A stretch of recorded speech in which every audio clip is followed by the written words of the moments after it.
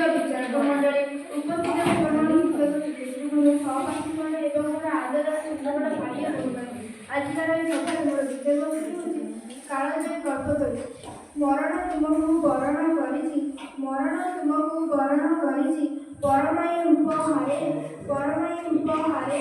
ତୁମେ ଅନୁପମ ପୁରୁଷ ଉତ୍ତମ, ତୁମେ ଅନୁପମ ପୁରୁଷ ଉତ୍ତମ, ମାନବତା ମହିମାରେ, ମାନବତା ମହିମାରେ। ମହାତ୍ମା ଗାନ୍ଧୀଙ୍କ ଆଦର୍ଶରେ ଅନୁପ୍ରାଣିତ ବିଶିଷ୍ଟ ସ୍ୱାଧୀନତା ସଂଗ୍ରାମୀ ସର୍ବଦା କର୍ମୀ ସର୍ବଦା ସ୍ପଷ୍ଟବାଦୀ ତ୍ୟାଗ ଆଦର୍ଶରେ ମୂର୍ତ୍ତିମନ୍ତ ପ୍ରତିଗତି କଳ୍ପତରୁ ଜୁନ୍ 26 ତାରିଖ 1905 ମସିହାରେ ଜନ୍ମଗ୍ରହଣ କରିଥିଲେ। କାନନ୍ଦ ସାହିର ରଘୁନାଥଙ୍କର କୋଳଥିଲା ଶୂନ୍ୟ ହୋଇ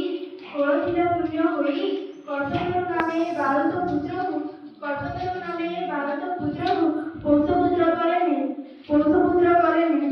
ତାଙ୍କ ଆଗମନେ ନିଜ ଉରସରୁ, ତାଙ୍କ ଆଗମନେ ନିଜ ଉରସରୁ ଜନମିଲା ଶିଶୁ ଏକ, ଜନମିଲା ଶିଶୁ ଏକ।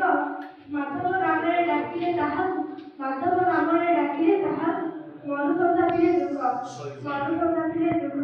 ପିତୃମାତା ସ୍ନେହ ଆଦରକୁ ପାଇ କଳ୍ପତରୁ ବଡ଼ ହେଲେ, ପିତୃମାତା ସ୍ନେହ ଆଦରକୁ ପାଇ କଳ୍ପତରୁ ବଡ଼ ହେଲେ।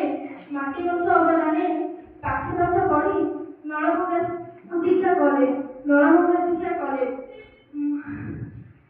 ବଳିଷ୍ଠ ଦୀର୍ଘଜ୍ଞ ମଣିଷଟିଏ, ଦେହରେ ମନରେ ପ୍ରାଣରେ ବାର୍ଦ୍ଧକ୍ୟର ସ୍ପର୍ଶ ନଥିଲା ଶେଷ ଯାଇ। ଆଚରଣ ଓ ଉଚ୍ଚାରଣରେ ଫରକ ନଥିଲା କେବେ। ସବୁବେଳ ପାଇଁ ଜାଗ୍ରତ ସାହସିକତାର ସୌନ୍ଦର୍ଯ୍ୟ। ସେଥିପାଇଁ ସେ ସାଧାରଣ ଯୋଗ୍ୟତା